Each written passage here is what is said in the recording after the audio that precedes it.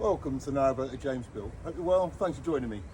I've got myself some, sourdough for lunch, but red oxide for the inside of the gas locker here.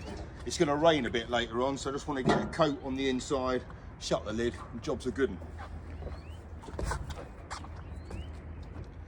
So the top of this I'm going to leave, partly because it's probably going to rain later on, but also because I haven't finished preparing it yet. Still want to get all the paint off around the side here and all around there, and hinges and all that kind of stuff. But the inside is kind of pretty fine. So I was going to say I've cleaned it all out, but a leaf got in there. Yeah, so inside's all right. Regulator's been taken off. However, I'm leaving those bits of timber on there because, they're quite well secured and just makes it a bit, it could be quite useful to have them in as a mounting point. Right, let's crack on with that. Right, gas locker is now red oxided. Don't know how well this is going to come up. That's all right. I'm partly using this to see if I've missed any spots because I can't quite get my head in. Well, because I've done kind of a bit of it. So right, let's see if I can get this. Where am I? There we go. Oh yeah, that's quite useful.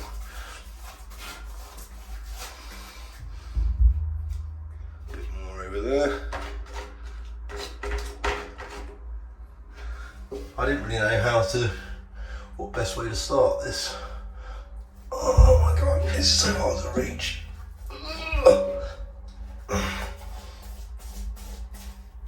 And I surprised myself by actually doing the ceiling of this as well, because I thought firstly, obviously, it's the right thing to do, but no, me, I don't often do it like that. But I thought, obviously, I can't see the screen on this, but I think that's looking all right. Make sure I've done the holes there quite thoroughly, because and it will cut. Oh no, my balls just dropped in the paint. I'll get around to completing a sentence soon.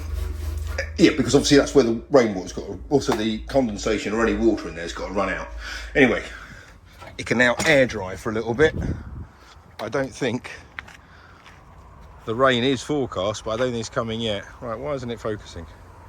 There we go. Yeah, not forecast yet, so I can let it air dry for a bit, and then when it does rain, close the hatch. Rain clouds are cometh. So this has had a few hours though to kind of air dry. It's looking all right in there. I can kind of get my head in a bit now, but that's okay. It's mostly all right.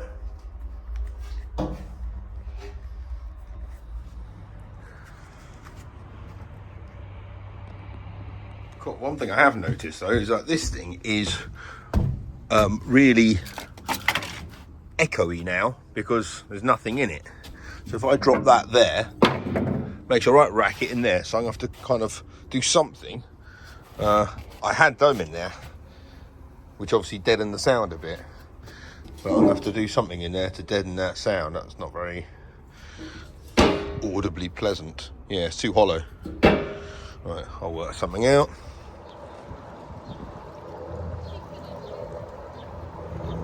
It's a busy old spot here today. We're making our trip up to Bulbourne Junction to the picnic spot. So I've got my solar panel powering my fridge. That's what we're going to put our barbecue stuff in. Before you're asking, no, those are Matilda's knickers, so nothing untoward's been going on. Right, let's check out how this gas locker's getting on.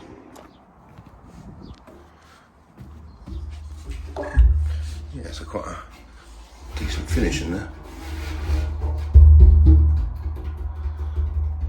Still a little bit tacky, so I'll let that go off for the rest of the day. I'll keep it open until we're going. But in terms of going, this is, I think, the first time that, because I'm taking slow patrol, because obviously there's nothing inside that. So, and we're only going for one night, but me and Rob are both going, so Project 58 is going to be on our own. Okay, we've just left Cow Roast, going up through New Ground now, and just over there, I don't know if you can see, but there's a model aircraft flying Looks like a flying area there. Kind of see dog fights and stuff. It's really cool. And one of the subscribers on this channel, Steve, he's a member there, and he suggested I go up there with the kids, which I did last weekend. It was really good fun, just to watch them all do it. Right, Rob's behind me. Let's get cracking. Right, we're just filling up with water here, just by Bulbourne. You can see how empty my tank is. So when it's full, go back to where the algae line is. Well, we got to the ever so popular Bulbourne picnic spot, but to get us both in, we had to move that boat backwards, I think it is. I can't work out what direction that boat points in. But yeah, to move that boat kind of 10 foot, and the guy was cool with it, and had to move that Y-beam kind of 10 foot backwards, and the lady on board that was cool with it. So we've got like the ultimately good spot here. And a picnic bench had moved.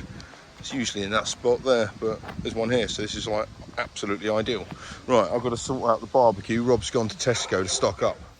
A bit of a session was had here last night. We had Kevin and Emma from the fuel boat join us. I hadn't seen them in ages, so that was very nice. And Rob's pointing the wrong direction because we have decided today to do the Wendover arm, and I've never done the Wendover arm, so this is going to be very nice. I think it's like 1.5 miles of lock-free cruising. It kind of meanders and wiggles through the field, so it's meant to be a very pretty canal. And then there's a terminus point at the end where you can turn around and then come back. So that'll be our plan, and then we'll go back all the way back to Cow Roast. Right, we're off. So just underneath that bridge there is a sharp left.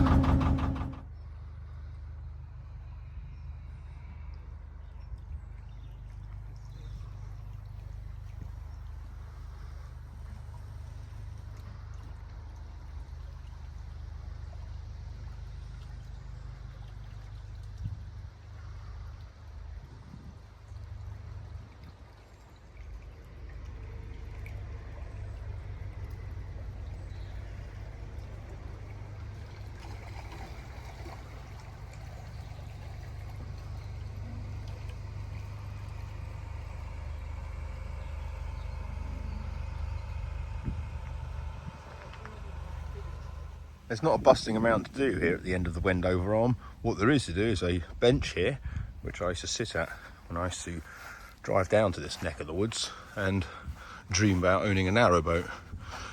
But the other thing I used to like sitting down by that bench was the brickwork on this bridge.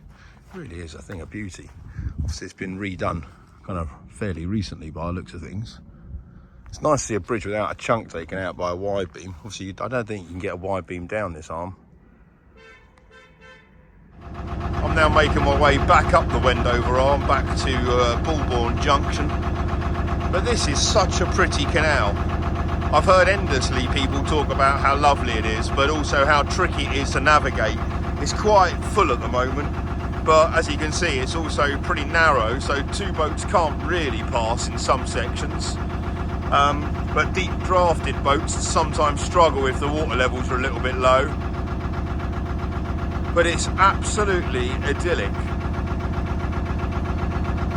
Right, this is the end of the Wendover arm. I'm about to turn right and join the Grand Union again. I've got my comedy horn at the ready.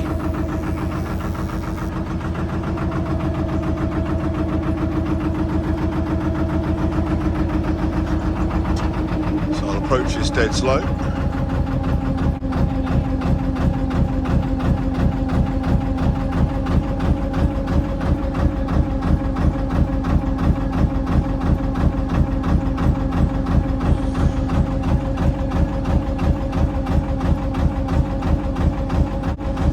Scare these guys to death with my comedy horn.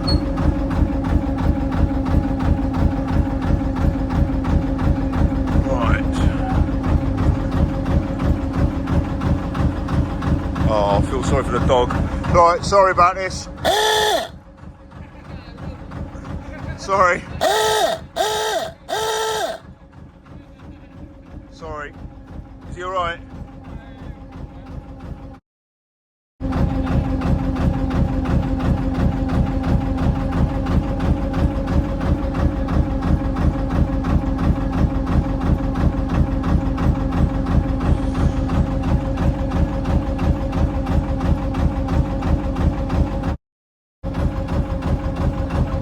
Right, here we go.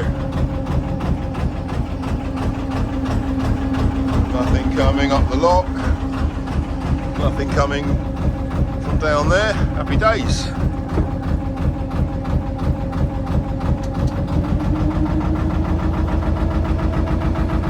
Well, thank you very much, Wendover Arm. That was delightful. I'll definitely be doing you again. Right, all the way now to Cow Roast through the Tring Summit. Let's crack on. Okay, we are nearly back where Project 58 is and where Slow Patrol was. So I'm not too sure what my plans are really in terms of where I'm going to moor up. I'd like to go a bit further south, but straight after Cow Roast Lock, there's a whole load of boats there that don't seem to budge, so there's no moorings there. Then there's a Donkey's Pound, which no longer has donkeys in it, so we just call it the Pound. So there might be spots there, but that pound's a bit vulnerable to leakage, so not 100% sure where we're going to end up yet. This is quite a strange sensation really. Project 58 is just down there, a little bit on the port side, hopefully.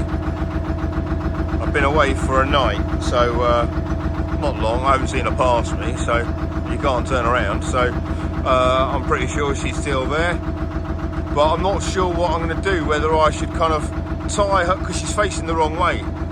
We're going kind of towards Berkhamsted, so I'm not sure whether I should tie her up to this, facing backwards, and use Slow Patrol to propel. I mean, it's a bit late in the day now, I can't really be bothered to do anything like that. Or I might just go to Cow Roast and walk back and move Project 58 tomorrow. I'm more likely to do that. Well, there she is. Looks untampered,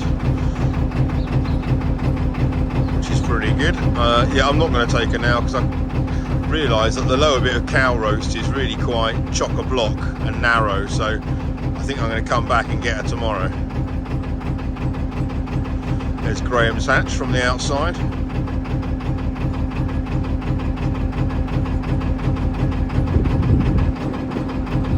Surely good.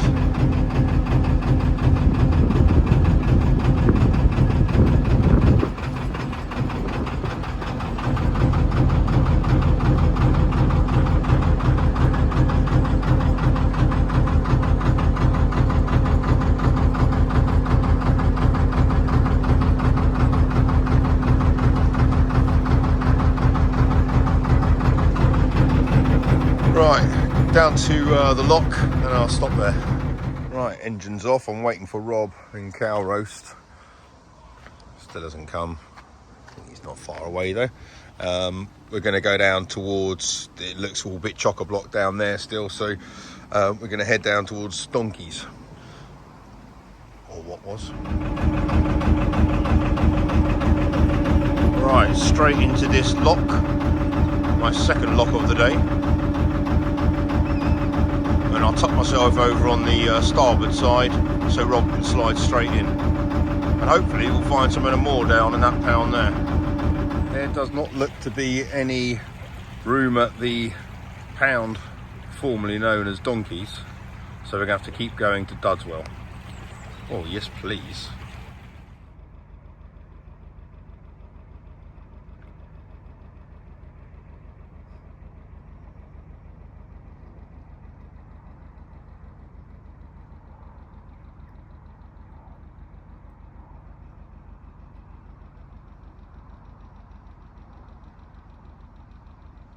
Right, we decided to stay at the end of Donkey, so I'm here, Rob's the other side of the wide beam, or Dutch barge thing there. But this is really good here, you get really nice solar and really nice sunsets here, so quite a decent spot. I'll bring Project 58 down tomorrow, and it's quite a good little spot for loading here because you can get the car right to here. So this is quite useful. Right, it is the next day and I've got back to Project 58. I need to turn her around, so I've got to reverse back up to there to the winding hole, turn around again, go in the lock, down a couple of locks, back to slow patrol. Right, this is not very easy. I mean, it's easier on this than it is on slow patrol, but Rob makes it look like a piece of cake. So I kind of adjust the direction by using forwards.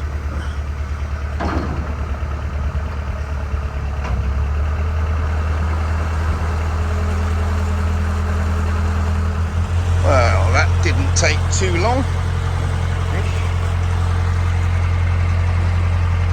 Right, now I've got to go through the lock and then through another lock and then down to slow patrol. This feels a lot better. So one more lock to go, and then a space is just vacated between slow patrol and Rob's boat, so should be able to squeeze this one in between those two spaces. Happy days. This is my mate Jason coming down. Just tucking myself in here in the weeds. That's all the stuff that came out of that pound. It's really highly oxygenated water up there because they pump it all up from the reservoirs and the boreholes. So it creates a lot of, I mean, that's all the stuff still kind of gathered around the stuff which is tied onto the prop. I've got loads of it off already, and I've broken my hook in the process. Oh, there she is. Happy days, back in formation. Slow Patrol's just done the Wendover arm. Project 58's just done the Grand Union. Now I've got to get another boat moved on another waterway. And the waterway in question is this. This is the Lee Navigation. So we are in East Hertfordshire. The Lee goes from, I don't know, like, I think it ends from the Stort, and then it joins up with the Grand Union somewhere in London, on Hackney maybe, I don't know where it actually changes, but that's the bit of water which takes you from East Hertfordshire into East London. So and the friend I'm helping out, you may remember, is the ever so popular Marlon. Marlon is the chap who helped me black the boat and do some grinding. He also helped me bring Project 58 up from Watford up to Berkhamsted, and now it's my time to repay the favour. So he's bought himself some boat. It's not a narrow boat or a wide beam. Actually, it's a bit wide, but it's not a narrow boat. I think it's some kind of cruising thing. It might have been made of timber for all I don't know. I think it is. So I'm joining him somewhere up here. And down that way is London. So go through underneath the M25. And that's the bit where I think Marlon needs my assistance, because I think he'd be all right with the locks and navigating the boat. But I think he really needs, reading between the lines, I think I'm the muscle. Because Enfield Lock, freezy water through Tottenham, it's all a little bit hairy. And, well, you've seen what Marlon looks like. I think he just needs a bit of physical strength on board to see himself through these tricky waters. Anyway, so I'm walking up here now to go and find him. I haven't got a clue what his boat looks like, so I'll keep my eye out. But there doesn't seem to be many boats moving at the moment, so I'm pretty sure the next one I see will be him. Here he is. Look at that, that is cool. Hello, bud. What's up, Jay? Oh, that is cool as. Right, time for me to get on. Man, that looks so nice. Alright, his horn works.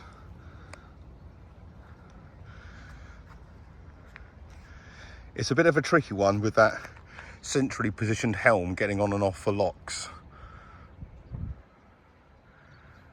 Oh, that is pretty as you like.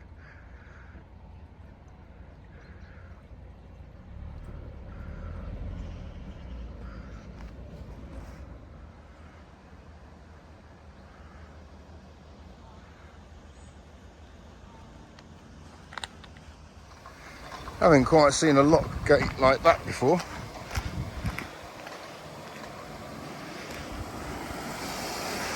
Right, because Marlon's boat's quite wide,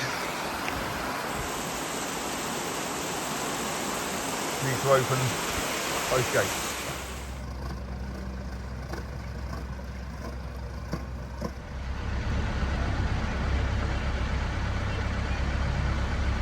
we are riding pretty high under these bridges.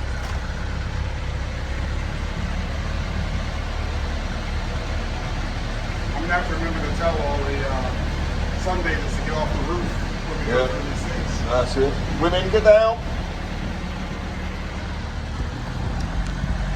Right, we're going to be going underneath the M25 very soon. Woohoo. This is it. We are going underneath the M25.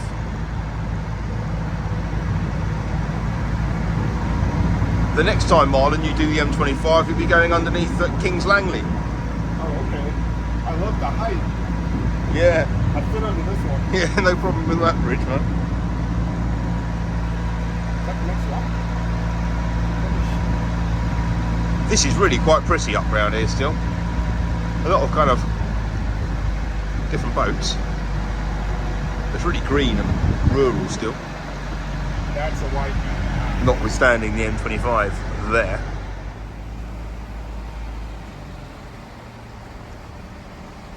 There he goes. He'll wait for me the other side of the bridge. Check this out for luxury hydraulic lock gates. One day, please God, the Grand Union main line will be peppered with these, but for the moment we have to use our bodies for this. Oh, this is a piece of cake. I mean, in fairness, you've got to hold your fingers on the buttons the whole way, which is a bit of a pain, but it's like 15 seconds of doing that. Oh, ouch. Lovely. Right, we're mooring up here. Marlon's just asked a local chap if it's all right to moor. He goes, it's a bit shallow, it's a little bit dangerous, but yeah, you'll be all right.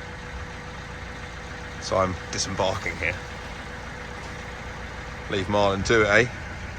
Yeah, man, let's do it, brother. Let's get this boat moored. Right, Marlon's just securing the boat. We're going to walk back to the car as he is moored up in the mugging capital of London. There we go. That is a very, very attractive looking boat. Okay, I've left Marlon now. I'm on my way back to my car. I'm hoping to go and see him tomorrow because tomorrow he's doing the bit through Hackney and Islington. So it'd be quite, well, I've never seen it, it'd be lovely to see it. But also it's really nice on his boat. It's not designed for canals really because getting on and off is not exactly easy, but she navigates beautifully. So yeah, I'm hoping to join him tomorrow. And also, I haven't done any of that bit, so he's got, oh, bless you. So he's got a little bit to go down the Lee navigation still. And he turns right at Hackney onto the Hertford Union Canal, down there a few locks, and then turn right again onto the Regent's Canal, through there into Islington, and then maybe more up in King's Cross. I think that's going to be his plan for tomorrow. So I'm jolly well hoping I can join him. Where's this one now? Rammy Marsh Lock. I've got miles to go still. I can see the M25 though. Fine. So yeah, that'll be the plan. Hopefully come back here tomorrow.